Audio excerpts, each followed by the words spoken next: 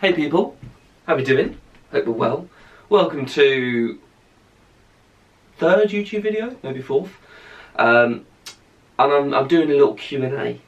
Put a Q&A box on the Instagram. Got quite a few good ones, quite a few weird ones. If you're not following me on Instagram already, go and follow me, because when I put these Q&A boxes on, they're always weird. Well, some of them, most of them, because yes, a lot of you are quite strange. And starting off the Q&A, we've got: would you let me, double D, your favourite sock fan, sniff your legendary long white socks? So I've got a guy on Instagram called Daniel Diaz, shout out double D, and he loves my socks. He sends me messages. Let me actually get our chat up. Yeah, it's fantastic. I say chat, he gets aired, but it is very amusing every single time. I wish I could be a long white night sock for Halloween for you to wear me. Fantastic. So I was getting a massage off my friend, my good friend Mark, and he goes, me wanting to be Mark right now. Class. Ugh, this boomerang for me, right? Question mark. Look at those sexy feet. So many white socks. My paradise. Fucking hell. I miss your feet so much. Send me a pic someday. And your socks too. Your socks make me horny AF. Wanna clean them good with my...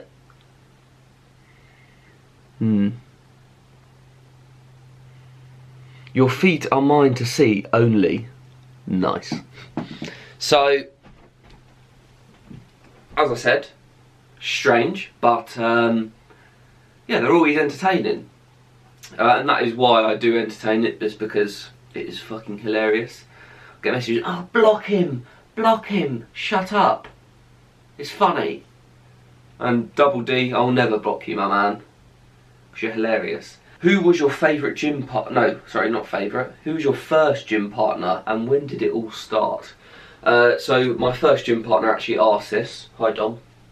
So it started when I was... Well, I first joined the gym when I was 15 with my friend Dom. And yeah, I don't know. I was a bit fat. He wasn't fat, and yeah, just wanted to get gym in. Obviously we had to lie to, and it was the gym we joined, we had to lie to them basically, because you're not allowed to lift weights when you're 15, because it stunts your growth. It doesn't, definitely doesn't do that. And yeah, so we lied to them, we got in, and actually I screenshotted, because this was the first ever training plan I made. I did screenshot it the other day, hopefully it's still there. Right, okay, so this is the workout plan. Monday, gym straight from school, this is what I've got. Arms. Tuesday, gym, after school, shoulder / back. Wednesday, football, so we've got a rest day from the gym there. Thursday, gym, legs and chest. Yep. Yeah, that's what you want to do. Friday, gym maybe, this is, core and more shoulders class. Saturday, rest. Sunday, football or rest. So it's a pretty optimal split, if you ask me. I suppose we're getting everything in there, but a bit of an odd split. Legs and chest. I can't say I've ever seen anyone else put those together, so maybe I was onto something. Maybe I need to get that going. And core and more shoulders, because you can't have enough shoulders. Now, I don't think we ever actually did this for too many weeks. Maybe we did, but not that I can recall. This was the 4th of November 2015, so some time ago, and that was 6 years ago. But I had a big gap where I didn't train in there, and so I properly started the gym in January 2017. So I was turning 17 in that April, because I'm a 2000s kid. So yeah, it was, since then I've been consistently going to the gym. Training wasn't perfect. yeah, well, definitely wasn't perfect. And nutrition was far from perfect. It's only really been the last like 2 years that nutrition's been good. Not even 2, yeah, probably, yeah, I'd say probably 2 years. So actually gaining good amounts of tissue, yeah, it's been the last few years really. But I would definitely say that the physique I have is very maintainable, not maintainable, very achievable in the time I've done it in, and you can definitely do it in a short period of time if nutrition and training was good from the start. And you can do that by getting coached by me, because obviously I'm a good coach. Yeah, does your willy seem smaller post-workout? Yes. And any lads out there, if you go to the gym and you finished your workout and you go to the toilet after and your penis looks normal size, you've done something wrong. There should be, the blood in your penis should no longer be in that penis after a session. It should be in whatever muscles you've been working. Obviously there's still going to be blood in there. We don't want to completely lose it. But it shouldn't be as big as it normally is, because obviously your working muscles should be taking a lot more blood. So my penis is very, very small after a session, like a little prawn. So yeah, it is smaller. How long have you been with your girlfriend? I've got it on my chain so I don't forget it. Not that I need to see it, but it was 26th of June 2015. So I've been with her 6 years, and probably for forever now. Is that cringy? Maybe. But yeah. Next question. Are you an introvert or an extrovert? I'm definitely an extrovert. I get massive FOMO, fear of missing out, when there's a social event going on and I'm not there. Massive FOMO. Not really. But yeah, I am definitely an extrovert. I don't have too many introvert qualities. I'm trying to think if I do. Not really. I enjoy my own company, but that's something I definitely had to teach myself. Because yeah, I was always been very social, and I would never enjoy really doing things on my own. It'd have to be in a group or at least with a few other people. So I suppose that's probably quite an extroverted personality. And if you ask any of my friends, family, they will all say extrovert. But I do enjoy being on my own, and there probably is, to be fair, a few introverted qualities I have, but yeah, I'd probably say 85% extrovert. Next question. Have you ever been arrested? No, I haven't, because I would never do anything illegal. But no, I haven't been arrested. I haven't really. I've never been pulled over in my car. I've had one, not altercation, but running in. I don't know, however you explain it, but one time I've been spoke to by the police. They took my name and stuff, but we didn't really do anything wrong. Well, we broke the law, but you know, one of the flimsy laws. But yeah, so yeah, nothing really. I don't really do anything too bad to get arrested. Never been scrapping really on a night out or anything. No one would bloody dare. No, I don't really go out anymore. But yeah, no, never been arrested. Next question. Any tips for someone wanting to put on muscle, brackets new to lifting? So there's a few things really.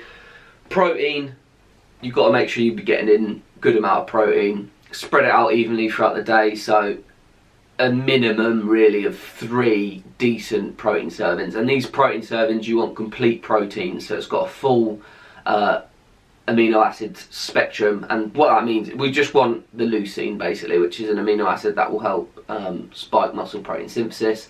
I'm not going to go into all the nitty-gritties in this video because I could probably talk for ages, but yeah, essentially we want to have that leucine, which, say from the protein from bread, you're not going to be spiking muscle protein synthesis from that protein in the bread because it doesn't have all the amino acids that you need.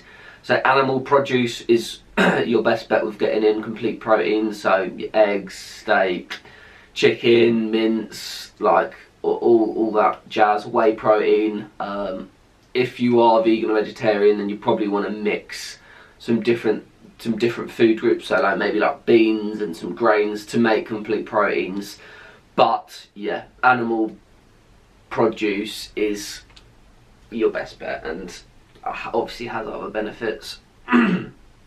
And yeah, typically with these foods that are high in protein, that are also vegan and vegetarian, they've just got a shit ton of other ingredients, and the ingredient list is probably like as long as my arm, and yeah, which doesn't, it's probably killed more animals in the process of getting all those ingredients into it.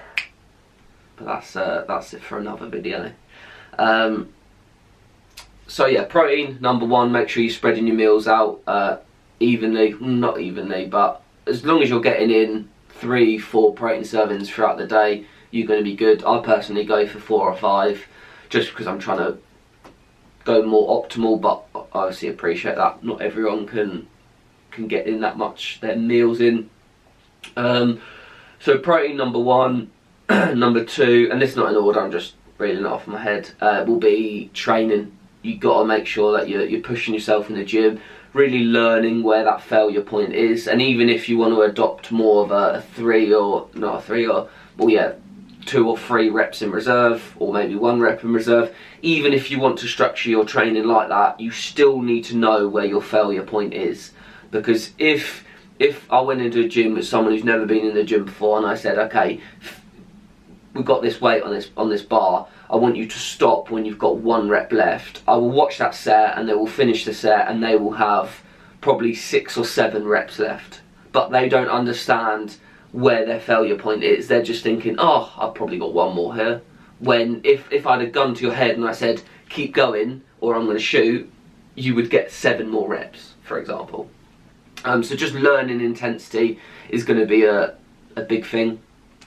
And obviously correct form and execution is probably more important than that, because we don't want injuries. And a lot of people make out like with this little paper bag or paper box with a little bit of cardboard, and any poor form and you're going to be fucked forever.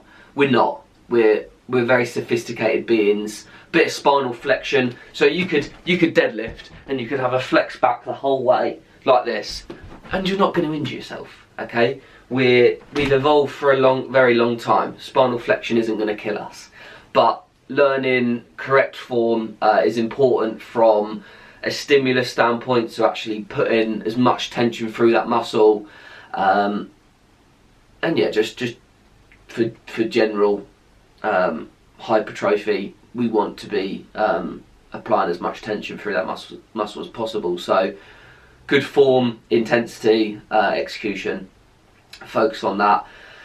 But yeah, apart from that, eat plenty of food, just good food as well. Don't be filling yourself with loads of processed crap, because although yes, you can do that, but we want to feel good. We want to feel good during training. We actually want to train. If you're not fueling yourself with good whole foods, you're not only is it going to negatively affect your mental health, your physical health, your skin, your hair, but also from what you're after here which is putting on muscle. Yeah, we're not going to be in a great place, because if you're going into that session, you're not feeling great, you're feeling a bit slumped, you're not going to put everything into that session. You're not going to be progressing from last week. And another thing on training is progressive overload. Mechanical tension is the biggest driver of hypertrophy. I'll go more into that in other videos, but you want to be, number one, training hard to gain muscle, and number two is progressively overloading. So every single week you try and beat last week, and you can do that by, you can track your workout on your phone. I personally like to use it on a notepad, and literally just say last week you did 100 kilo deadlift, the next week you do 105 for the same reps. Or if you've got 6 reps with 100, next week you try and get 8. And I like to have set rep ranges, and then as soon as you hit the end of that rep range, so say if it's a 6 to 8 reps, as soon as I've hit 8 reps with that weight, then I will go up in weight. So say I'm doing a 100 kilo bench and I'm trying to get 8 reps, or 6 to 8 reps, and I get 8 reps. The next week I'm doing 105, and then say I'll get 105 for 6, the next week I'll try get 7 or 8, and then progressive overload every single week, making sure that form and execution is on point and it's not getting sloppy because you're trying to progress. If you do that meticulously, every single set, every single exercise, you will gain muscle. With obviously adequate protein and getting in some good quality nutrients.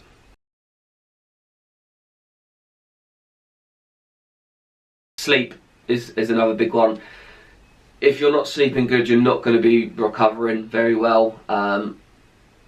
Sleep's very important from a fat loss perspective as well, but also for gaining muscle. You need to be really focusing on that training performance. And sleep, if you're not getting a lot of sleep, that training performance is going to be massively negatively affected. So sleep, make sure it is good. And some tips in sleep: make sure you've got a cool room, night mode on all your devices. Don't be aimlessly scrolling before bed. Maybe think about having, or getting a book, having a read before you go to bed. But yeah, it's just prioritising that sleep. There's a lot more tips I could go through, but I think I'm going to actually just make a whole video on people that are new to training, how I'd structure things, so your training splits and stuff like that. But I'll save it for this Q&A, but I've given you some informative, helpful content, hopefully. And last question, do you have any investments? If so, what do you recommend? I've got a few other questions, but they're shit. Well, not shit, but I don't really want to answer them. Do you have any investments? If so, what do you recommend? So, my investments basically have started this last year, really, where I've just been learning a lot of different things, watching a lot of videos. I've read quite a few books previously on how to manage your finances, and basically what you want to do if you want to be financially free. Basically what that just means is creating enough passive income, so all your outgoings right now could be paid from you doing nothing. You're just sitting there at home doing nothing. So the goal for me is to create as much passive income as possible, so I can live and I can enjoy my time with my, well, it'll probably be wife by then, my kids, and whatever I'm up to. Basically, I can just have my whole time. And coaching for me is something that I would honestly do for my whole life, and I don't think I can ever get bored of it, because I absolutely love what I do. I love helping people, and I feel like it's something that I'm very good at, and my knowledge in that field is very good, and I always want to learn more, and I don't feel like it's a chore to learn more. And I think if you find something that you never ever want to stop learning more, and I've done this for quite a few years now, and I never ever get bored of learning more and basically expanding my knowledge. If I found something like that, I don't really care if I have to do it every day of my life, because I love it.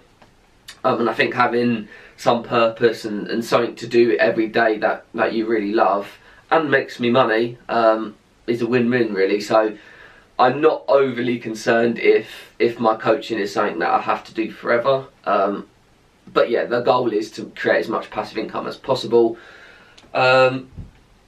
And yeah, so my investments, as I said, I've just basically been getting into this last year, so I'm not going to share with you any figures or anything like that, because it's not that important right now. Maybe it's something I'll do in the future, but yeah, so I'm in an index fund, and this is basically something, because I'm self-employed, I don't have a pension fund to put into, and this is just something that it's a very long-term investment. So I'm in the S&P 500, which I've got a set direct debit in. I put a chunk of money in there at the start, and I'm just putting money in each month, basically just to that mutual fund. And the S&P 500 is just the top 500 companies of the US.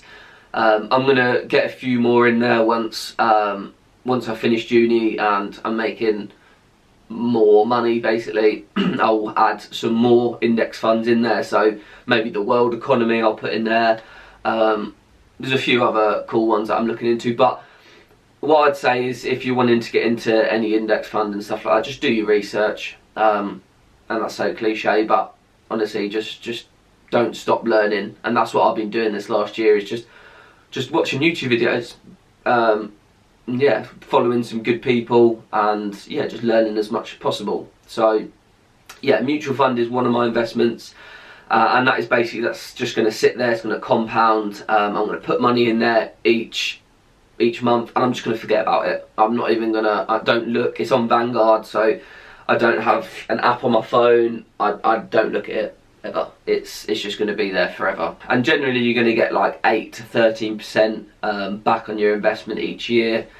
So it's not like crazy money, and it's not like a get rich quick scheme, but that compounding each year as I'm dollar cost averaging it as well, which again I'm not really going to go into right now, but I'm buying in every single month, which, imagine you've got a chart here and I'm buying here, buying here, buying here, buying here. It doesn't matter if it's going up and down, because I'm taking the average.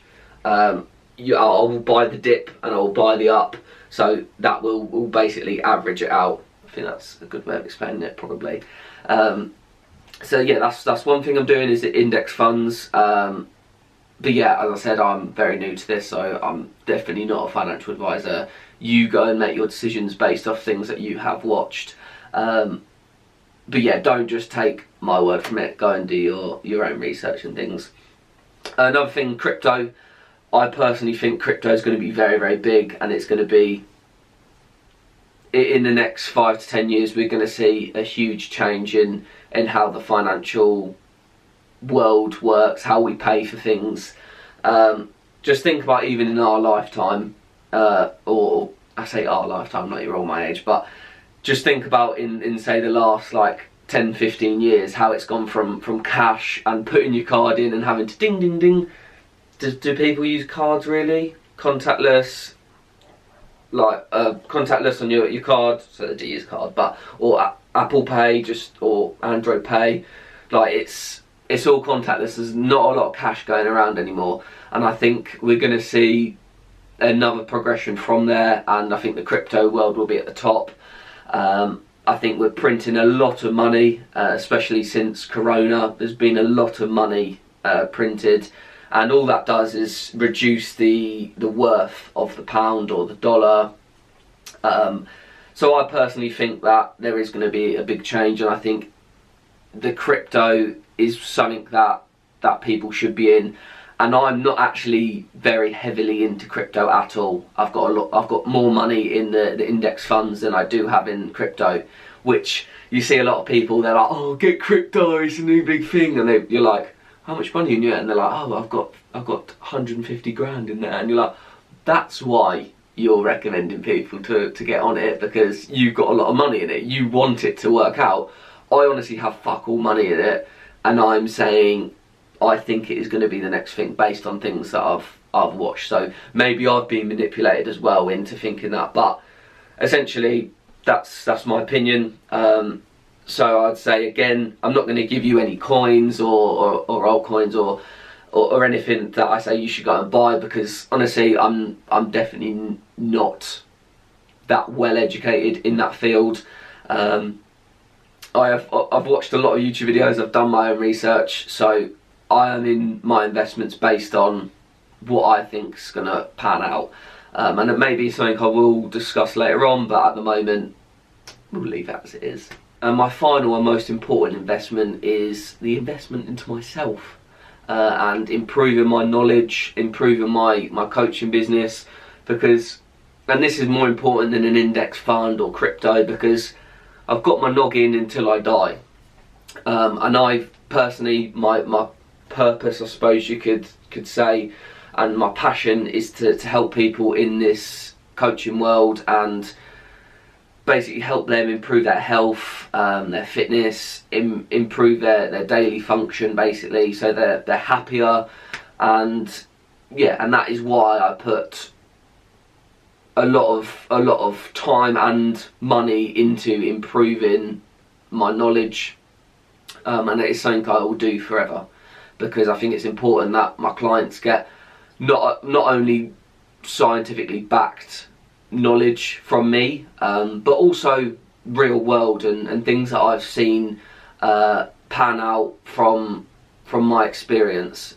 Because you can read all the research in the world, if it doesn't align with things that you've seen in real life, then it may not always be very good research, and research can't be perfect, and there's always things that they haven't looked at or they may not have done perfectly.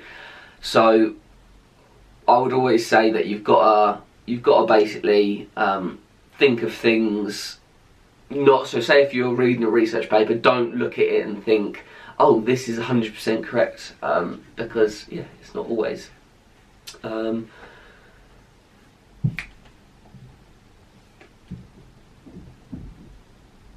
Yeah, that finishes the Q&A, and we'll get into some deadlifts.